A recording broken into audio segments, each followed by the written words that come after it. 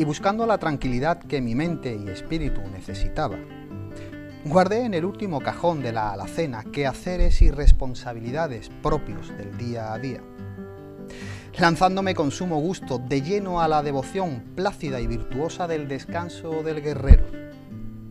Mi lugar, la Sierra Gaditana, desván donde descargo año tras año las heridas del vivir. Emblemático sitio cargado de ensoñaciones novelescas, de historias de bandoleros y desusadas usanzas de esta baja Andalucía. Y este Edén, salpicado de olivares y almendros, con vistas envidiables al paraíso, me espera cargado, cual mozo de cuerda, de libros y más libros. Y os puedo asegurar, mis queridos oyentes, que durante unos días me sentí como el mismísimo curioso parlante de aquel Madrid costumbrista de mesonero romano, cuando enfilé, como viajero recién llegado, zocos y callejuelas empinadas de un pueblo neto, lineado de casas encaladas, salpicado de coloridas macetas, de puertas abiertas al placer de la grata charla. Por libreta de dibujos, una cámara para inmortalizar detalles. Por razón, la propia del conocimiento. ¿Algún destino concreto? Bueno, el que me llevaba tras los suculentos olores de guisos y pucheros que desprendían ventanas y cierros, en aquella hora mágica donde las artes culinarias invaden los hogareños santuarios familiares. ¿Y por qué aún? Bueno, porque aún quedan sitios donde el tiempo se ha detenido, donde existe todavía un ratito para la tertulia, un huequito para la siesta, donde aún se preserva una estética como signo propio de identidad. Cuando te mimetizas con un sitio, es cuando el alma observadora y ensoñadora hace de las suyas, pues en cada esquina, bajo el susurro de alguna fuente de fresca agua, aún creerás ver mozas de mantilla de sarga, con moño de calabaza y zapatos de tabinete, enfrascadas en suculentas conversaciones mientras en sus propias prosopopeyas se dejan mirar. O jinetes serranos de capotes encarnados de barragán y sombrero de calañés, compartiendo en algún colmado algún tipo de aguardiente y picadura de contrabando. Pero bueno, ni eso ocurrió, ni yo paseaba con bastón de 3 saltos, ni casaquilla con corbata. Pero no dirán ustedes que una experiencia así no hay que disfrutarla desde sus inicios hasta nuestros tiempos, pues de eso forma parte todo tipo de la mundología viajera. Mientras esto ocurre, el hambre pica, las calles se vacían de su bullicio matutino y el paisanaje busca comistrajos y demás viandas, cosa que haré yo también, que esto también es mimetizarse con el ambiente, ¿no creen? Buenas noches a todos, mi nombre y quien os habla Rafael Montaño García. Bienvenidos a Café de Levante y hoy en nuestro café más literario y sobre nuestra mesa, gastronomía, vinos, experiencias, viajes, marketing, y para eso se encuentra con nosotros nuestra amiga Ruth Amaya. Ella es directora de comunicación de Resolviendo. Bueno, amiga Ruth, muchísimas gracias de acercarte a Sanlúcar y de explicarnos tus quehaceres y tus proyectos. Teníamos ganas de conocerte y de tenerte aquí. Y yo encantada de estar aquí, Rafael, contigo y compartir este momento de café, este momento de charla y de intercambio de lo que nos gusta, ¿no? De la gastronomía, de los vinos y de lo que significa en la cultura todo el tema de gastronomía y de vino, ¿no? Que forma parte de nuestra cultura. Y esta Baja Andalucía, ¿verdad, Ruth, que está llena de eso? Estamos inspirados por el romanticismo y por el costumbrismo, ¿verdad? Y los nuevos tiempos, por supuesto. Sí, estamos muy afincados en nuestras tradiciones y en nuestras costumbres, que dicho sea de paso que es muy bueno, pero también con nuevos aires de algo nuevo, nuevos momentos para poder vivir maridando, ¿no? Con ese concepto de simbiosis, de que podamos, que un plato sea el plato y el vino, y que lo concibamos así como algo ya de que la experiencia sea completa, ¿no? Y ahí estamos en esa evolución, sin querernos deshacer de nuestras tradiciones, porque son bonitas, pero también mirando el futuro y viendo qué posibilidades Claro. de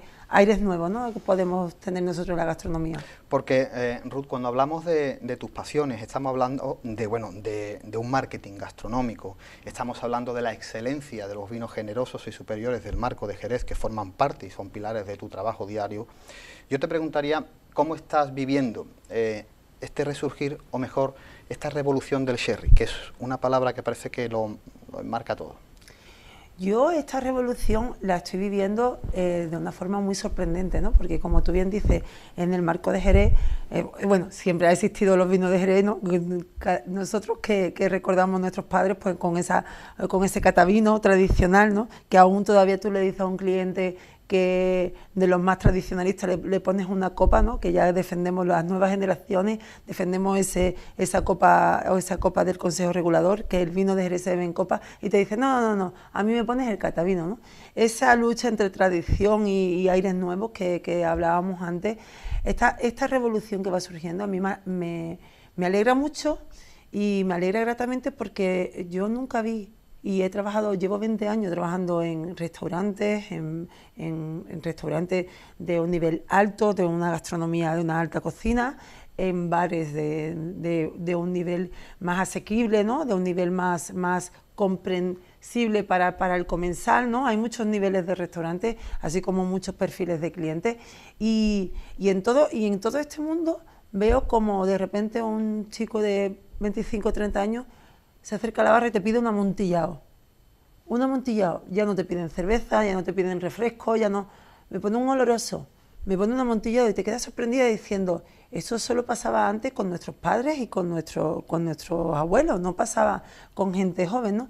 Y te alegra esa revolución que no es solo a nivel local o nacional, sino a nivel internacional, ¿no? Prueba de hecho y ejemplo en la International Sherry Week, que se celebra en noviembre, que viene celebrándose de hace 3 años, me parece que esta es la tercera International Sherry Week, que por ejemplo en México fue cuando hicieron el Guinness del mayor número de personas bebiendo vino de Jerez, ¿no? Es que fíjate, sí es verdad que el Consejo Regulador ha tomado unas iniciativas muy interesantes, que ha sido en este caso el cambio, ¿no?, el clásico catavinos, que no deja de ser más una copa para catar vino, sí. Y hemos tenemos una copa esbelta esterilizada, que le da esa sensación de modernidad a vinos viejos. Pero sobre todo yo que trato mucho con el cliente en los restaurantes, intento no herir la sensibilidad de los más tradicionalistas, porque a los más tradicionalistas tú no le puedes hacer que beban una copa porque ellos creen que estamos ofendiendo la tradición. Sí, pero la gente joven sí se ha acercado a los vinos del Marco gracias a eso. Gracias a esa nueva realidad, ¿no?, de los vinos de Jerez. No son vinos para tomarlo en catavino, y ¿por qué no tenemos esa grandiosidad de vino? ¿Por qué no beberlo que no sea un vino que comamos en la mesa? Que yo me pueda comer una presa ibérica y me la tome con un amontillado. Yo no quiero un catavino, yo quiero una copa, pues claro, como se toma un Rioja, como se toma un Ribera, o como puedes tomar cualquier vino blanco, ¿no?, de la denominación que sea. Entonces, en esa línea, el Consejo Regulador está trabajando muy bien, está trabajando en esa difusión real y certera a los nuevos tiempos que vienen, ¿no?, a los nuevos tiempos de comunicación y de consumo de la gente. De ahí el éxito de la revolución, ¿no? Y sobre todo, hemos hablado en este caso de las copas, pero no podemos dejar atrás ese nuevo marketing que se está haciendo también, por ejemplo, en el etiquetado de vino. Aquí sobre la mesa tenemos una pequeña muestra del siglo XIX que ya hemos visto antes, todo relacionado con México, porque vuestro proyecto enológico es gastronomía mexicana con vinos de Jerez, y por eso hay una muestra aquí de esa representación gráfica y iconográfica de los vinos de esas exportaciones del Jerez del XIX y de Sanlúcar del siglo XIX y de comienzos del siglo XX. Pero también es la estética, por ejemplo, de la botella. Se ha cambiado, en muchos casos, la típica botella jerezana, se ha esterilizado, se ha tocado un poco más esa publicidad en las redes sociales. Ahí hay un crisol de variedades muy interesante que está haciendo de que ese chaval joven que se pedía antes una cerveza, ahora esté pidiendo un amontillado. Las botellas sí que es verdad lo que tú comentas, Rafael, las botellas están más estilizadas, son botellas más elegantes, botellas que captan la atención, pues en esa línea de atraer el consumo de ese público, y no solo el consumo, sino la pasión que despierta los vinos de Jerez. Claro. Porque yo no he visto a nadie que no pruebe un vino de Jerez. Yo he tenido aquí muchos invitados, he tenido un cocinero mexicano que trabaja en Madrid, he tenido, como no, al chef Lalo Plasencia, que estamos en nuestro proyecto Gastronomía Mexicana con vinos de Jerez, Sherry MX, y no sabían nada de los vinos de Jerez. Y cómo de repente no solo le gusta y lo usan no solo para maridar o para hacer simbiosis, sino para cocinar, ¿no? Claro. En sus platos pueden hacer un plato o un taco y ya lleva la carne a lo mejor amontillado. Y aparte, perdona Ruth, sino estamos hablando, parece que de tendencias totalmente diversas, porque estamos a miles de kilómetros y no es así. O sea, tenemos una armonía magnífica con la ciudad, o sea, con el país mexicano. Hemos comercializado y seguimos comercializando vinos con ellos, y tenemos una red comercial que, bueno, lo que hay en la mesa lo demuestra, y lo que hay en el siglo XXI lo sigue demostrando. Pues fíjate que llevamos 8.000 kilómetros de distancia, ¿no?, con México, y te voy a contar una historia que a mí me dices tú, la distancia no existe con esto de las redes sociales. No, para nada, por supuesto. Porque yo conocí el año pasado, al chef Lalo Plasencia, y fue el que me puso en contacto con la gastronomía mexicana, que a mí me apasiona, estoy súper enamorada, y en esta pasión que llevo yo de toda la vida, de mis vinos de Jerez, me encontré con otra de mis pasiones, la gastronomía mexicana. Pues imagínate, ¿vale?, el gazpacho andaluz enchilado, que si te pones en el YouTube de Lalo Plasencia o de Ruda Maya, aparece cómo enchilamos el gazpacho. El gazpacho se enchiló el año pasado, en agosto del 2016, y se enchiló yo desde aquí, desde Andalucía, y él desde allí, desde México, que me mandó el chile seco apropiado para enchilar ese gazpacho. Yo hago el gazpacho con la receta de mi madre, de toda la vida, que me sale riquísimo, que probablemente, cordobés, ¿no?, que probablemente sea uno de los platos a mí que yo siempre le ofrezco a mis invitados, porque el gazpacho me sale buenísimo, y él pues me envió los chiles secos y, digamos, a través de la distancia y la comunicación que nos ofrece las redes sociales, me explicó la técnica de cómo podemos enchilar con este chile seco lo que tú estás tomando, que es tan rico, y él se interesa por redes sociales. Pues para que tú te hagas una cosa, surgió algo, una creación, estando a 8.000 kilómetros de... Eso es magnífico, eso es una muestra más que no existe la frontera ni las banderas, y perdóname, pero es verdad, esto es magnífico cuando hay esa mezcolanza, ¿verdad?, de ideas y de la pasión que levanta eso, lo que te une a decir, bueno, pero si a 8.000 kilómetros hacéis esto, si nosotros lo hacemos casi igual o lo hacemos muy parecido, ¿no? Claro. Y no tenemos esto, pero aplicamos esto, y eso a mí me apasiona. Y Ruth, siguiendo un poco el tema de la gastronomía, existe una simbiosis perfecta actualmente entre los vinos y la gastronomía. Eso está, por supuesto, más que avalado, pero ¿cuál crees tú que es ese éxito? ¿Por qué hemos llegado a tener ese magnífico enlace entre la gastronomía con nuestros vinos? Pues mira, el éxito del Marco de Jerez tiene un éxito que yo siempre lo digo, ¿no? Tenemos la suerte y yo soy muy gaditana, yo soy muy jerezana, yo soy de hija jerezana, mi madre es jerezana, y he mamado los vinos de Jerez desde chica, ¿no? He visto cómo mi padre hacía consumo de ese vino, lo he olido, el olor de un oloroso me evoca la infancia, y lo tienes en tu vida y lo vives con la pasión natural de que, como maternal, ¿no?, como algo maternal.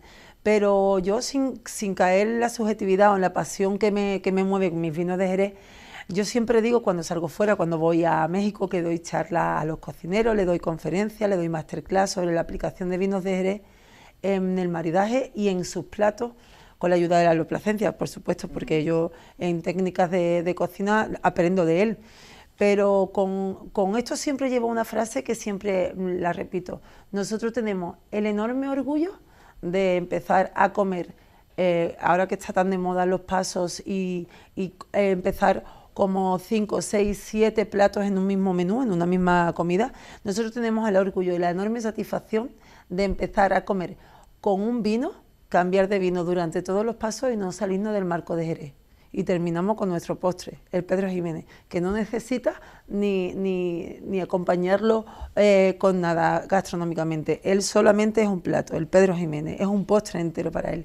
Entonces, en esta variedad, en esta riqueza, en esta complejidad que los cocineros ven en eso, es una forma de mostrarle. Yo le pongo una copa de cada vino, ven ese abanico de colores, cuando ven el abanico de colores les explico su crianza, cómo van evolucionando y demás, empieza su mente a funcionar, a surgir y decir, señores, que esto no es un tinto, que no es un Rioja, que esto tiene complejidad, esto evoluciona según su crianza, evoluciona según su... Estamos hablando de vinos de añada, estamos hablando de crianza oxidativa. Estamos hablando de vinos vivos. Viejos. Y si ya lo hacemos con vinos, bueno, con los poros o con vinos con una solera, ya entonces, para quitarse los sombreros. Yo siempre les digo a ellos que estamos hablando de vinos vivos, de vinos que, por ejemplo, yo me quedo, a mí que me gusta muchísimo el fino y la manzanilla, me encanta cómo la capacidad del fino, que está en la botella, dice, uy, ya se ha puesto malo. No se ha puesto malo, sino que se nos ha amontillado la oxidación que le da. Exacto. Bueno, hasta hace pocos años en Sanlúcar se vendía esa manzanilla amontillada. Sí. Ese punto de oxidación.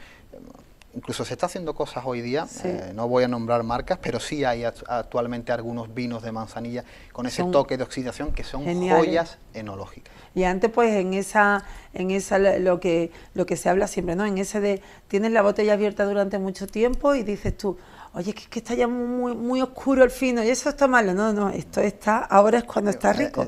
Ahora es cuando está bueno, cuando un fino se te oxida un poquito en la botella. Ruth, te presentamos como directora de comunicación de Resolviendo. Resolviendo, sí. ¿Qué es Resolviendo y cómo surge ese proyecto? Pues bueno, Resolviendo surge, yo llevo 20 años trabajando en la gastronomía y Resolviendo surge hace casi 12 años, lleva en la necesidad esta de comunicar la gastronomía, ¿no?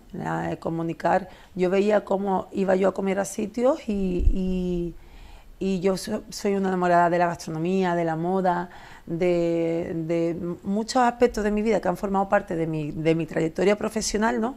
Y de la comunicación, porque también la televisión y la comunicación han formado parte. Pues entonces son muchas facetas de mi vida que decía yo, ¿cómo puedo contarle a todo el mundo, reunir todo y decirle, ¿qué quieres saber de vino? ¿Qué quieres un evento de vino? Yo te lo organizo. ¿Qué quieres un evento gastronómico? Yo te lo organizo. ¿Qué quieres asesoramiento sobre moda? Yo te lo... Y en esa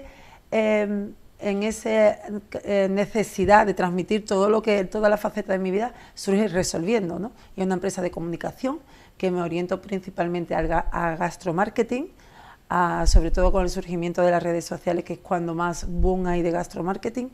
Y me oriento a eso, a representación de cocineros, a asesorarles, a formación en restaurantes, asesorarlos sobre los vinos, sobre sala, porque yo soy una profesional de sala, sobre sala, con la formación de que es muy importante no solo tener un buen producto, un buen vino y un buen plato en la mesa, sino la persona que te transmite eso, que te sirve ese vino, tenga la aptitud y la actitud correcta para que no te eche el vino encima y te lo sirva bien, y ese plato no te lo destroce, te lo ponga como el cocinero con mucha pasión lo ha puesto en el plato. Son muchas cosas que hay que cuidar en un restaurante y yo le ofrezco eso a los restaurantes y a los cocineros. La capacidad de poder diferenciarse también del resto, diferenciarse, ofrecer ese servicio excelente, esa excelencia en el servicio que todo el mundo buscamos, ¿no? Porque al final es así, tú vas a comer a algún sitio y yo se lo digo muchísimo a los equipos que trabajan conmigo, ¿no? Solo podemos empatizar cuando nos sentamos y comemos. Siéntate y come. ¿Cómo te gustaría que te tratasen a ti, no? ¿Cómo te gustaría que te tratasen tu vino, tu copa, que esté abrillantada? Bueno, si tratamos con un especial cuidado nuestra carta de vinos, hacemos una cuidada selección de los productos de la tierra y hacemos una combinación magnífica entre vinos, entre cocina, entre el trabajo creativo, la creatividad, porque pues hay que limar y cuidar todos esos detalles para que el producto desde el principio hasta el final sea perfecto. Y cada vez más, porque cada vez te encuentras más sitios donde cuidan muchísimo el servicio. A mí me llaman, me hacen, le entrego proyectos, le hago actividades de consultoría tanto en sala como en cocina, y cada vez la gente dice, oye, ¿por qué teniendo tan buen producto, los gerentes, los directores de restaurantes dicen, ¿por qué teniendo tan buen producto, tan buena carta, tan buenos vinos, no entra nadie aquí? Pues a lo mejor porque su servicio, el servicio que tiene no atiende bien al cliente, no sabe distinguir qué tipos de cliente existe. Entonces ahí hay un proceso de formación de equipo muy importante a la hora de ofrecer los vinos, muy importante, y te voy a contar una anécdota que el otro día me pasó. y sin nombrar marca, ¿no? Yo estuve trabajando en las bodegas Osborne y yo soy muy enamorada de los vinos de las bodegas Osborne en el puerto de Santa María. Y pedí un vino a un camarero del puerto de Santa María y como él ni le sonaba el vino, pues dice, me parece que se lo está inventando usted. Y le digo, no, mira, es un fino amontillado de las bodegas Osborne. Está a 2 calles para acá. Entonces dices tú, ¿cómo, aun teniendo ese vino, si no lo conoce, se lo puede ofrecer y le puede explicar al cliente que eso es un fino amontillado? Entonces la formación en este caso es muy... Esos errores, en Ruth, se ha cometido aquí abajo en el marco durante años. O sea, en cartas en un restaurante de Sanlúcar de Barrameda, en un restaurante del puerto de Santa María o de Jerez, ha habido una falta muchas veces de esos vinos, de esos olorosos, de esos vinos viejos, y era más fácil encontrar un vino de Galicia o un Lambrusco, con todos mis respetos, pero había gente que estaba consumiendo una botella de Lambrusco, que es lo que es, y a la hora de pedir un amontillado te decían que no había. Vale. Pero ahí, por ejemplo, está haciendo un muy importante papel el Consejo Regulador.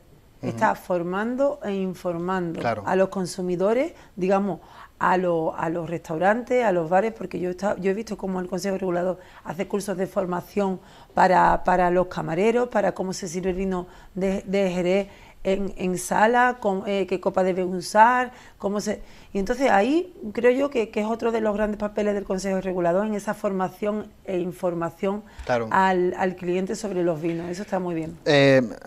Ruth, antes de pasar al descanso para los anuncios publicitarios, bueno, sabemos que la restauración está en cambio constante, en una evolución constante. Bueno, quizás por los nuevos tiempos, por los gustos del consumidor, etcétera, etcétera. ¿Cómo debe de afrontar un restaurante esos nuevos cambios y que no se le vaya de las manos? Pues mira, a un restaurante yo siempre pienso que o te adaptas o evolucionas o mueres.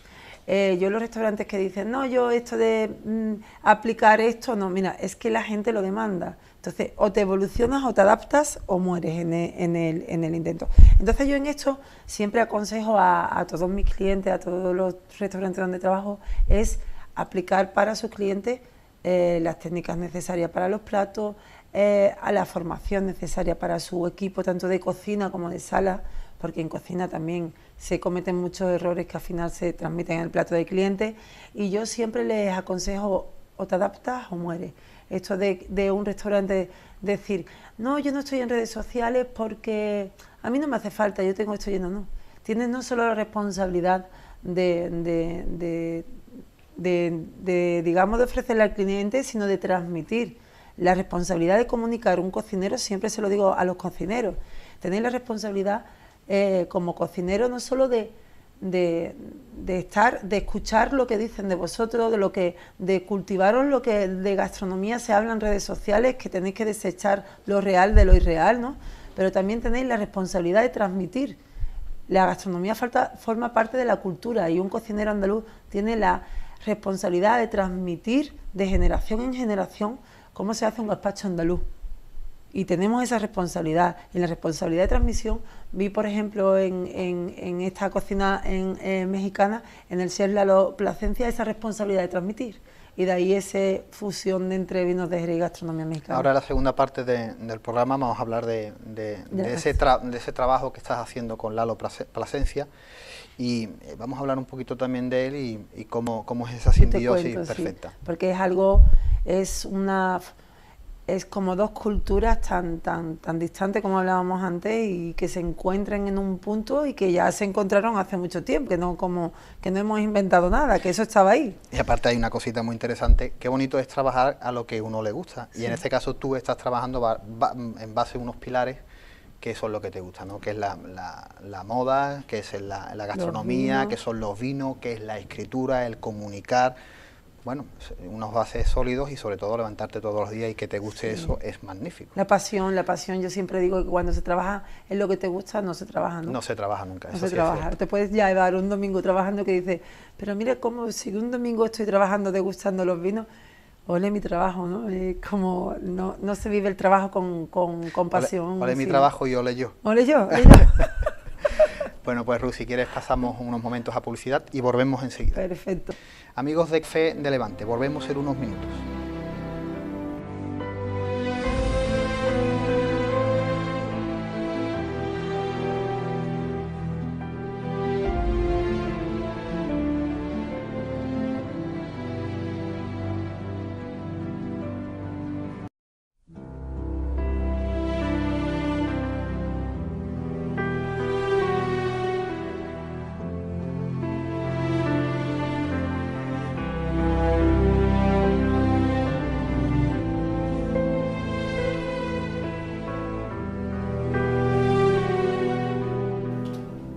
Amigos de Costa Noroeste Televisión, amigos de Café de Levante, seguimos hablando con Ruth Amaya, directora de comunicación de Resolviendo.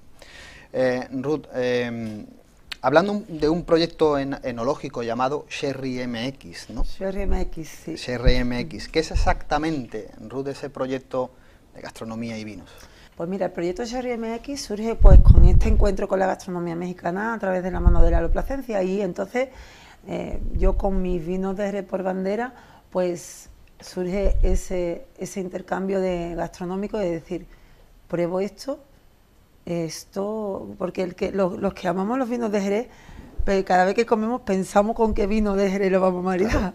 Sí, nos pasa, ¿verdad, Rafael? Exactamente. Y entonces comes algo de la gastronomía mexicana, de los fabulosos platos que hacía con una técnica que a mí me asombra, que yo, por más cursos, seminarios y cosas que hago con CIC México y la Aloplacencia, es ese entendimiento, estoy en continuo entendimiento de esa complejidad de la gastronomía mexicana, porque es igual de compleja que nosotros cuando queremos.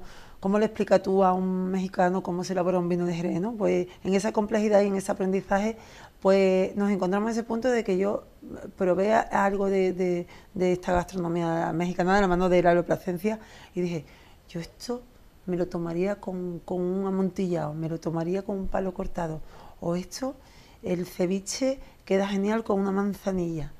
Entonces, en este amor, vamos a hacerlo, vamos a probarlo. Y hicimos pues dos o tres eventos, hicimos más. Hicimos un evento en el restaurante de Osborne en noviembre pasado, donde pusimos de manifiesto la gastronomía mexicana con técnicas de CIC México, la Aloplacencia. En cada uno de los platos fueron cinco platos, los 5 maridados con los vinos de Jerez de las bodegas Osborne. Y fue un éxito, fue tanto el ceviche negro maridado con fino, la presa ibérica 5J maridado con amontillado, pues imagínate, de ahí para adelante ya surgió esa pasión y ese amor a primera vista en ese proyecto Sherry MX, que lo pueden buscar a través de hashtag Sherry MX, y de ahí en adelante pues lo hicimos luego en Monterrey, en Gastroinnova. Lo hicimos en un restaurante también en Monterrey que también se llama, usamos vino de bodegas de Jerez, de las bodegas Urium concretamente. En México los vinos de las bodegas viajaron conmigo hasta allí para hacer ese Sherry MX y demostrárselo a los... Bodegas Urium, que estuvo con nosotros aquí, estuvo sí.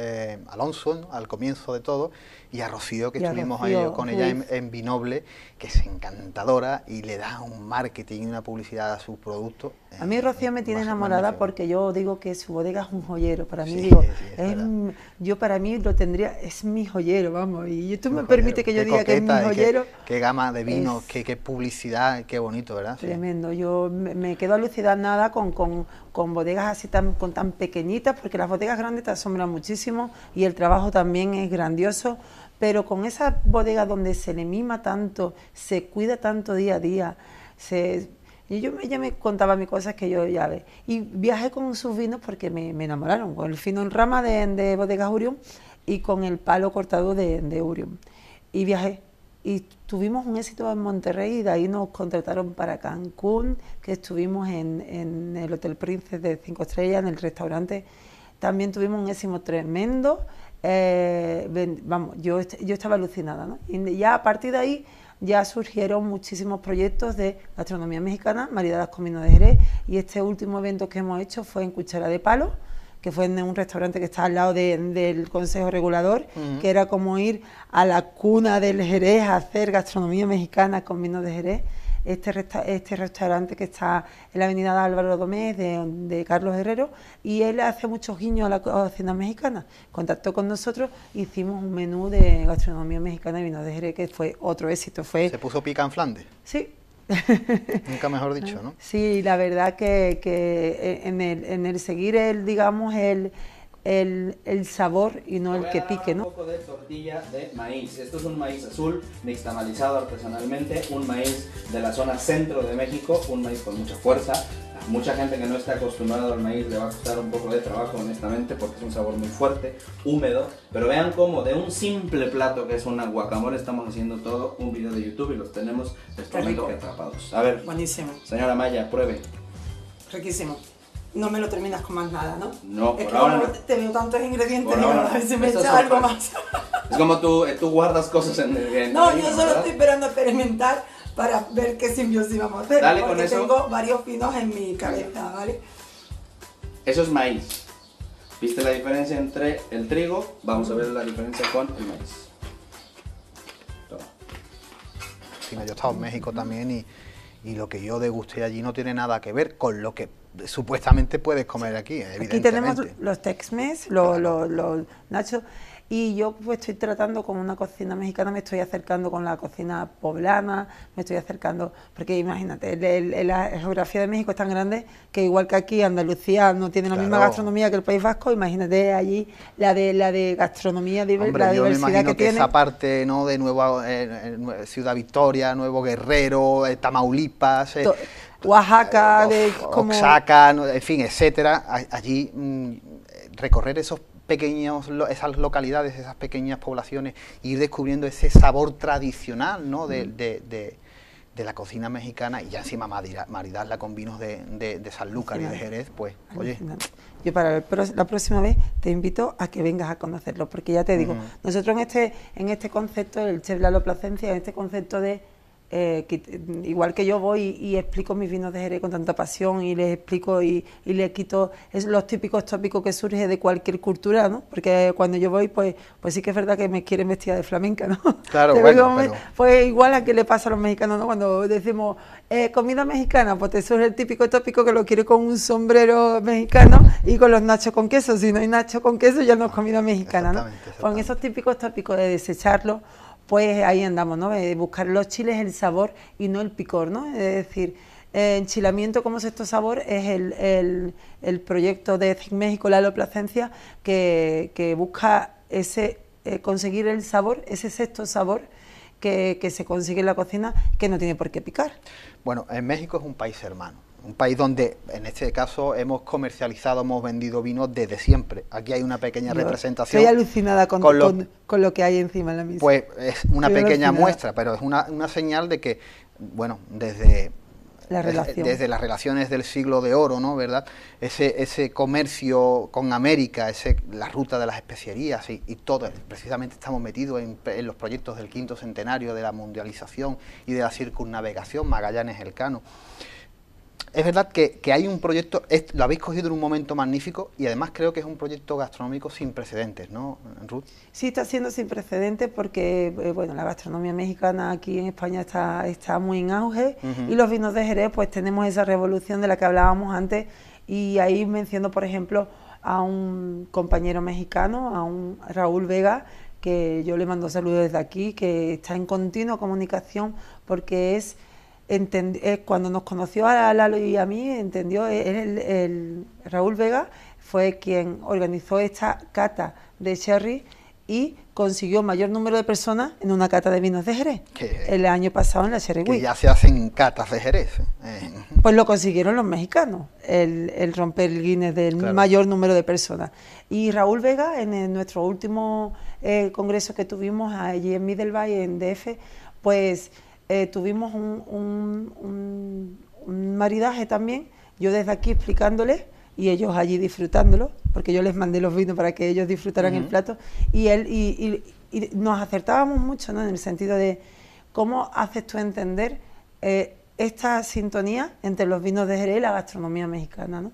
Y ahí pues con el chef Lalo Plasencia, que ya entiende los vinos de Jerez, porque ya se está volviendo más entendido. Claro, claro, y terminar haciendo, bueno, y la si no es un enamorado ya. Pues imagínate, estamos haciendo cosas muy, muy bonitas. Y bueno, y hablando de Lalo Plasencia y el Centro de Innovación Gastronómica, que es el CIG, que has nombrado varias veces, ¿no? Sí. Cuéntanos un poquito quién es él y cómo es ese trabajo en equipo entre Ruth y Lalo y Ruth. Vale, yo llevo muchísimos clientes, como ya te he dicho, en temas de hostelería, restauración y representación de cocineros, pero yo soy directora de comunicación también del Centro de Innovación Gastronómica. Y en esa necesidad, cuando yo vi Lalo cómo dirigía su comunicación, pues le hice una asesoría el año pasado, que fue cuando empezó nuestra trayectoria profesional juntos. Le hice una asesoría, le hice una consultoría, le di los puntos donde él tiene que comunicar y cómo debe comunicar, ¿no? Porque muchas veces las redes sociales hay que saber manejarlas. Muchas veces hablas y si nadie interactúa contigo y si tú ves que no le llega al público que le tienes que llegar, pues para qué hablar, ¿no? Es como predicar en el desierto. Lo mismo, hay que dosificar la información y en esta línea pues nos encontramos Lalo y yo ofreciéndole mi servicio de comunicación y él pues ofreciéndome esa rica gastronomía. Y actualmente pues soy directora del Centro de Innovación Gastronómica de México. Dirigimos la comunicación, muy difícil, porque resulta muy difícil en México y aquí en España. Con el desfase horario. Con el desfase horario, que créanme que cuando estamos ya terminando la jornada de España, empiezan a entrar los mails y las cosas, el trabajo de allí. Y además, como con la pasión que trabajamos, pues lo llevamos, ¿no? Llevamos los dos horarios y lo llevamos muy gustosamente porque lo trabajamos con pasión. Y entonces surge surge esta relación laboral en la que comunicando desde aquí, desde España o comunicando desde México, pues parece que no se sabe dónde estamos, porque al final estamos comunicando desde ambas partes del país, ¿no? Tenéis un jet lag continuo, ¿no? Te cuento una anécdota que con una empresa que trabajan con nosotros, ¿no? Y que les interesa que se difunda todo lo que nosotros hacemos y no sé cuánto, y me dice, pero bueno, una pregunta, ¿vosotros cuántas veces vais a México? Nosotros vamos como una media de 3, 4, incluso, Lalo incluso más que yo, ¿no? Pero yo ya en lo que va de año ya he ido 3 veces a México. Y entonces dice, pero una pregunta, para ver cómo nos podemos relacionar. ¿Ustedes cuántas veces vais a México? Digo, nosotros vamos a México todos los días. Claro. Porque entramos y salimos de México todos los días, ¿no? Claro. Y en este poder de comunicación de las redes sociales y en esta responsabilidad de difundir, pues se encuentra Lalo Plasencia a través de sus redes. Hablando de las redes sociales, que es algo que has nombrado desde que hemos estado hablando fuera de cámara y que sé que forma parte del proyecto de trabajo, ¿cuál importante es saber manejar bien las redes sociales y qué importancia tienen las redes sociales a nivel comercial e industrial? Las redes sociales para mí es mi mayor plataforma y la mayor plataforma para todo el mundo que tenga algo que decir, ¿no? Antes, cuando no existían las redes sociales, te estoy contando de hace 10 años que nosotros hablábamos y me vi en la necesidad de esa adaptación, de evolucionar, ¿no? Yo estudié publicidad, marketing, pero me quedé en esos conceptos de publicidad y marketing que tradicionalmente se han estudiado, pero de repente ese auge en las redes sociales dijo, los que trabajamos en este sector, ¿qué hacemos? O nos quedamos fuera o nos adaptamos. Pues en esta adaptación pues surge la responsabilidad, ¿no? Pues igual que en cualquier medio de comunicación, ¿no? La responsabilidad en la televisión de transmitir con veracidad, con legalidad, con ética, ¿no? Yo me veo muchos cocineros, yo conozco los cocineros, me veo a lo mejor un cocinero colgando un plato diciendo que es suyo cuando no es suyo, ¿no? Respetando la autoría. Yo siempre recomiendo que sean éticos, que tengan ética profesional. Que le da más valor a su trabajo. Exacto, porque al final el gremio en todos los aspectos estamos tan internacionalizados que tú te crees que lo que tú estás haciendo no lo están viendo en la otra parte de Argentina y cojo un plato de Argentina y digo, mire qué bonito lo que hice. Y es como, esto es tan internacional, dice, pero ¿qué estás contando? Si ese plato es del chef de... Hoy día, bueno, eso hay que tener mucho cuidado, sí, porque antes se quedaba a un nivel localista o a un nivel provincial, pero hoy día cualquier error de eso te lleva a... Te lleva al desastre profesional y te lleva, ¿no?, a lo que yo siempre considero que se debe evitar, la falta de credibilidad en una persona. Claro. Porque yo cuando me quedo escuchando un proyecto, me quedo escuchando, por ejemplo, a una persona que trabaje en neurogastronomía, ¿no? Tú cuando dices neurogastronomía, dices tú, neurogastronomía, ¿y esto qué es? ¿Que está vendiendo humo o cómo va aquí? Neurogastronomía, pero cuando te ves que está un hombre documentado, que es un hombre que va contándome por qué la neurogastronomía existe como el marketing gastronómico, entonces cuando te ves que sí, que no está vendiendo humo y que sus obras son de esa autoría, yo les aplaudo, ¿no? Hombre, tiene un calado importante, intelectual, y sabes que hay una base de estudio y hay un proyecto estudiado por detrás, que es lo que le va a dar esa... Le da esa base de credibilidad, y con esa responsabilidad tienen que trabajar las redes sociales. Claro. No por mucho contar, te van a escuchar más, sino contando lo que tienes que explicar. Es como yo comparo las redes sociales con la vida en realidad. Yo soy en redes sociales como soy en mi vida real. Yo, a nivel profesional, a nivel personal o a nivel... Tenemos que ser en redes sociales exactamente igual que en la vida personal. Porque cuando tú transmites algo que no eres en las redes sociales, luego cuando te conocen personalmente dices, oye, pero ¿tú qué haces con una copa de vino si tú dices que no tomas vino, ¿no? que eres abstemia? Claro. Hay que tener una cierta congruencia de tu vida personal con tu vida. Es que yo creo que las redes sociales actualmente es la antesala de tu casa. Exacto. Y es el nuevo currículum. Tú le estás diciendo a la gente lo que estás haciendo, cómo lo estás haciendo y cómo lo estás transmitiendo. Y si en esa vida digital, cuando te conocen, digamos, en la vida real, no hay congruencia, pues ya se acabó todo el marketing. Por eso te digo que yo en esta responsabilidad de las redes sociales, de Instagram, Facebook, Twitter, YouTube, que cada vez YouTube... Tu blog personal, mi blog, o tu página, ¿no? Mi página, mi portal, ruamaya.com. Es una página donde cuento, ¿no? Y tengo la responsabilidad de contar lo que vivo, cómo lo hago, y cada vino que explico lo he catado. Lo he catado en mi sala de cata y lo he hecho con mis notas de cata, escribiendo y diciendo con quién marida, consensuando con el chef. Lalo, esto con qué marida bien, con ceviche, con esto, consensuando con una persona que es un cocinero, que es investigador gastronómico, y así en este proceso de crecimiento personal lo transmite, ¿no? Claro. Y dice, yo sé de esto, me gusta, lo transmito, pero lo transmito con esa responsabilidad de que es la verdad, ¿no? De que es lo que estás sintiendo y lo que estás viviendo en ese momento. Ruth dice que los vinos, o parte de los vinos, en este caso de crianza oxidativa, tienen alma de mujer. Sí. Sí, mira, esa frase me encanta, ¿no? Porque los vinos con alma de mujer es verdad, ¿no? A los vinos le pasa, decía el otro día Silvia Flores, al palo cortado a Leonor, ¿no? Él le decía, hay vinos que tienen alma de mujer, ¿no? Que el palo cortado, al igual que la mujer, en el mundo vitivinícola hemos estado como históricamente, ¿no? Tenemos que tener esa memoria histórica para todo, y sin caer en feminismo, ni en machismo, ni en guerras sexistas, pero sí diferenciarnos ese toque de cómo yo la manzanilla la relaciono más con la mujer, por ese sentimiento de cuando yo era pequeña, pues las mujeres que rodeaban mi entorno le decía fino, manzanilla, y te decían manzanilla, por esa sensación alcohólica menor, no porque tenga menos alcohol que el fino, sino porque tienen una sensación alcohólica menor que la del vino, y a lo mejor le parecía ya más suave y perdona que te interrumpa, pero también existe esa mezcolanza histórica en este caso. Exacto. Con las antiguas majas, con las antiguas goyescas, la corrida de toros, la tertulia. Ahora, cuando terminemos, te voy a obsequiar con un artículo precisamente que escribí hace algunos años, donde se dice la manzanilla tiene nombre de mujer. Ah, qué bonito. Y ahí sí es verdad que recuperamos, bueno, como 200 marcas con nombre femenino. Sí, porque la mujer siempre ha estado históricamente implicada en el mundo del vino por inspiración o por proyectar la estética de la mujer tan bella. Hay un claro ejemplo de tu... Para muestra un botón. Vamos, todo es femenino, todo. Todo es femenino. Entonces, la mujer tradicionalmente nunca se ha relacionado con la producción del vino o con esa distribución del vino o con ese amor, nunca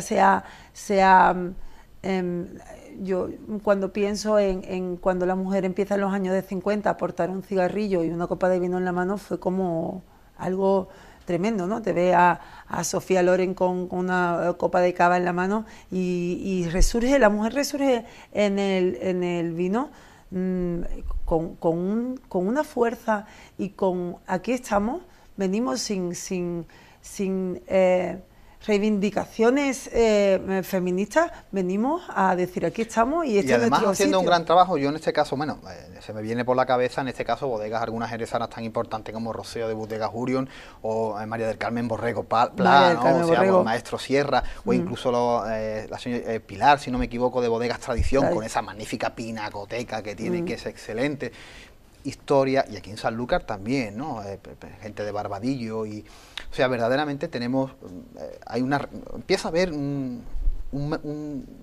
tonalidades diferentes. La sensibilidad que aporta una mujer, nosotros siempre, por hablar de género, ¿no? En el mundo del vino, la sensibilidad que puede aportar una mujer a la transmisión del vino, al cuidado de ese vino, a transmitirlo a través de generaciones, ¿no? Pues las mujeres generalmente, históricamente, siempre tuvimos esa responsabilidad, ¿no? De transmitirnos a nuestros hijos, claro. ¿No?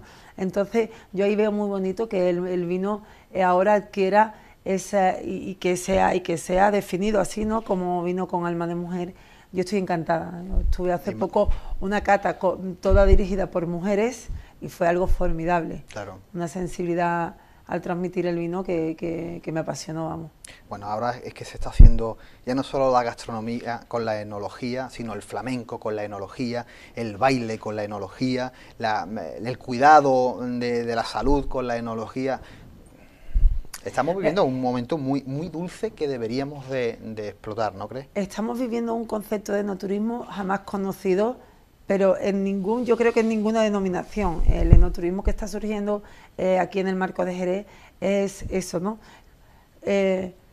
Las mujeres transmitiendo los vinos de Jerez, cada palo flamenco, te encuentras una cata que cada palo flamenco es un vino diferente, ¿no? Y así se transmite y así lo escucha a la vez, que son catas sensoriales, que lo estás disfrutando a través de todos los sentidos, ¿no? Como las bodegas cada vez se están esmerando más en el cuidado de su bodega, ¿no? En el que esté explicarle a los turistas, explicarle a la gente que se interesa en la crianza de esos vinos, de esos paseos, tenemos bodegas que hasta hacen siesta en las bodegas, ¿no? Disfruta de tu siesta en la bodega, cómo cada vez más el público participa en la vendimia recogiendo uvas. Sí, eso se pagaba antes, los vendimiadores se pagaba y ahora pagas tú por ahí a recoger uvas.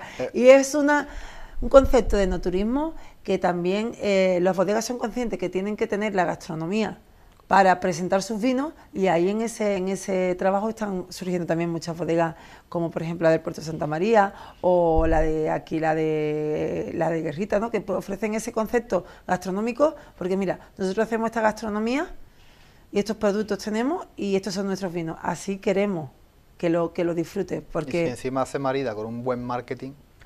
Con un buen marketing y con el cuidado, porque sí que es verdad cuando tú dices, hay que ver que una tortilla de patata no te sabe igual en la playa que en casa. ¿No te ha pasado a ti muchas veces eso? Hombre, ahí actúan los demás sentidos. Exacto. O sea, vas a una bodega decimonónica o incluso más antigua, con esas soleras, te embriagas del ambiente, de la voz, de la persuasión, de los olores, de los matices. Al final terminas enamorado, no solamente del vino, sino de todo lo que hay que te está envolviendo los sentidos.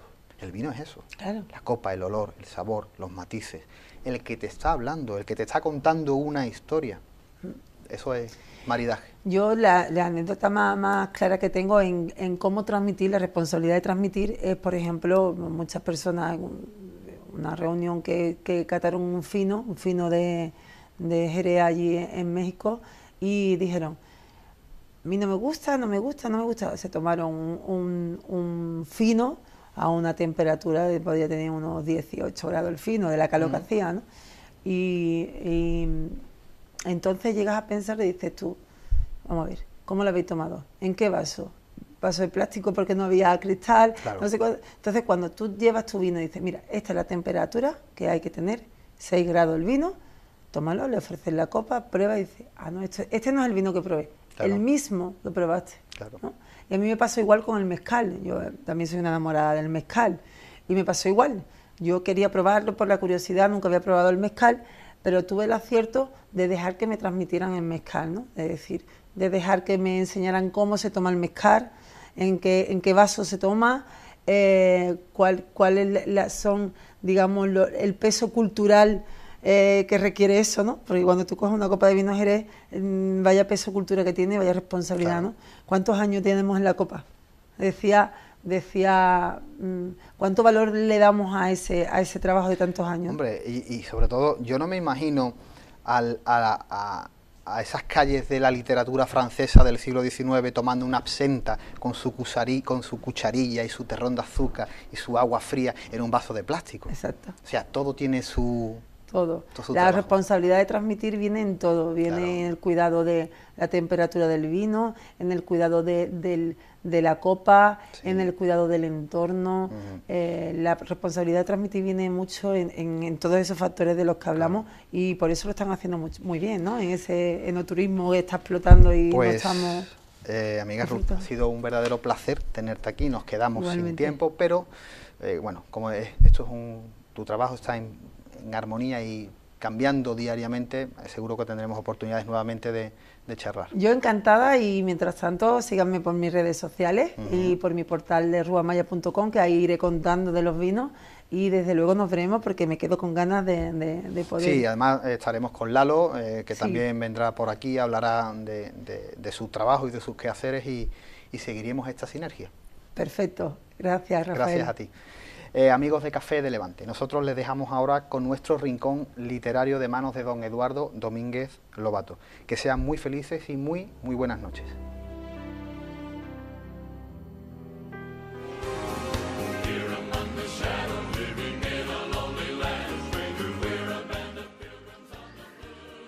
¿Quieres desenvolverte dentro de ti definitivamente?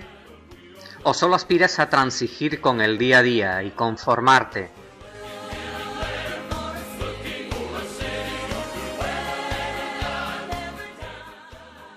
¿Quieres seguir averiguando los mundos que hay dentro de ti o te vas a contentar con el anodino ropaje de la monotonía?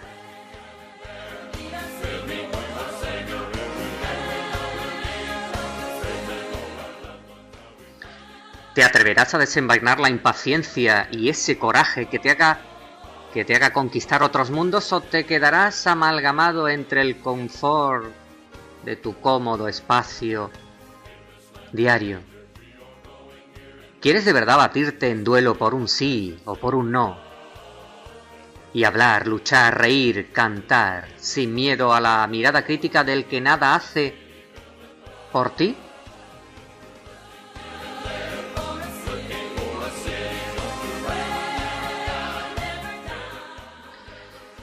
Entonces no te preocupes más. ¿Qué más te puede pasar que no hacer caso de ti mismo? No te pierdas dentro de ti, no claudiques de ti, no te aflijas por nada, ni caigas en las redes del todo. Sigue buscándote, porque solo importa tu verdad.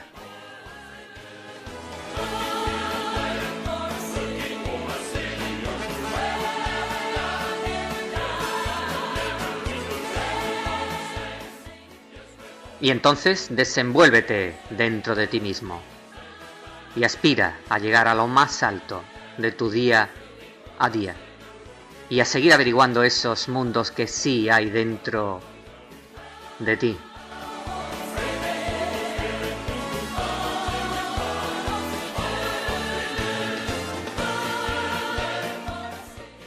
Y habla, lucha, ríe, canta, sin miedo a nada ni a nadie. Porque de verdad, solo importa la tuya, tu verdad.